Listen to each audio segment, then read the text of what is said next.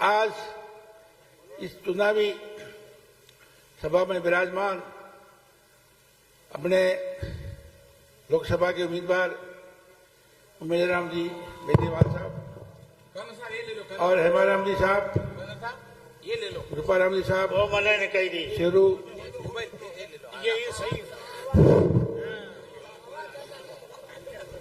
पढ़ के ना, और सम्मानित मंच और रामस्वरूप आए हमारे किसान भाइयों और युवाओं। थोड़ी बैठक में अगर और लोग आवता तो ठीक लागतो, पर फिर भी मैं आपसे कहता हूं कि जब भी रूपाराम जी ने बताया और भी साथी बताएंगे, ये चुनाव बहुत महत्वपूर्ण है, क्योंकि ये चुनाव जो यहां से सांसद जीत के जाएगा उसका भी वोट लगेगा और देश के भविष्य की वो रूपरेखा बनाएंगे। मैं बता रहा हूं 1999 की बात है, अटल बिहारी वाजपेयी की सरकार थी, सरकार गिर गई। वो क्यों गिरी कि वहां वोट हुआ। मैं तो कांग्रेस का था उस टाइम, आज भी मैं कांग्रेस में हूं। एक वोट कम था तो अटल बिहारी वाजपेयी की सरकार गिर गई, हिंदुस्तान का तख्ता बदल दिया। तो आप समझ सकते हो कि सांसद को जिताना कितना जरूरी है।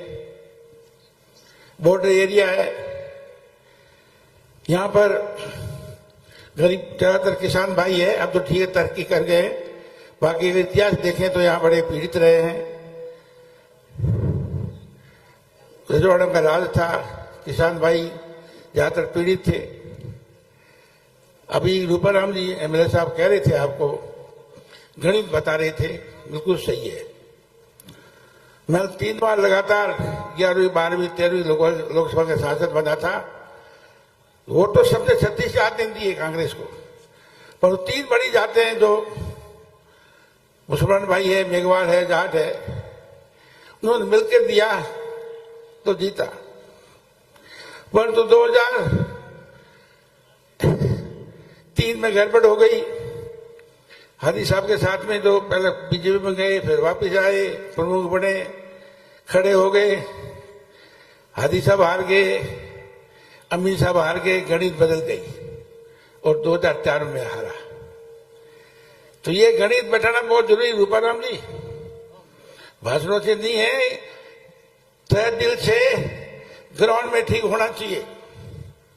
मैं ठीक सही कह रहा हूं।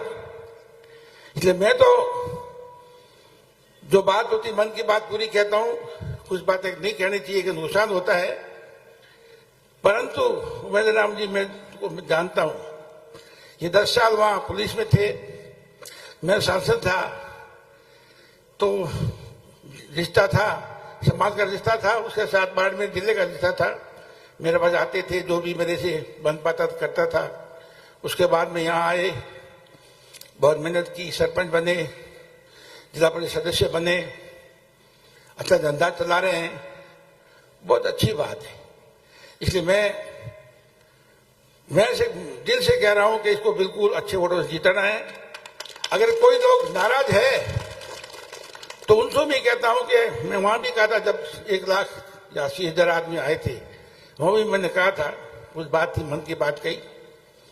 अभी मैं बाड़मेर से आ रहा था तो आजकल तो मोबाइल में सब भाषण आता है ना, तो मैं हेमाराम जी का भाषण सुन रहा था।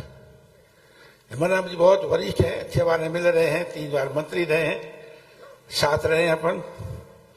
और वो कुछ बात मतलब जैसे टिकट की बात थी, उसको क्यों छेड़ते हो, टिकट सबके कहने से मिली, बात ठीक नहीं है। बाड़मेर के अंदर तय हुआ, अमीन साहब ने नाम लिया सालेम मोहम्मद जी का और प्रभा जी का। मैं उम्मीदवार था, मैंने मेरा रखा, मैंने हाथ खड़ा किया। हरी जी ने नाम लिया लक्ष्मण का और राजेंद्र का, हेमाराम जी ने नाम 2-3 लिए।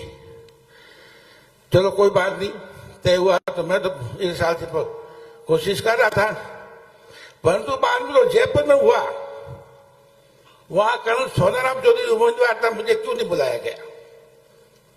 इसलिए ये भाषण में नहीं को तो ठीक है, क्योंकि मैं तो पूरी तरह से पहले कहा है कि उसको जिताना है। अमित शाह के साथ क्या हुआ, उसको क्यों दोहराते हो कि अमित शाह नाराज नहीं है, थे सब जानते थे, तो उसका बेटा यहां बैठा है। पर सही अमित शाह के साथ क्या हुआ है सब जानते हैं। ऐसा नहीं होना चाहिए।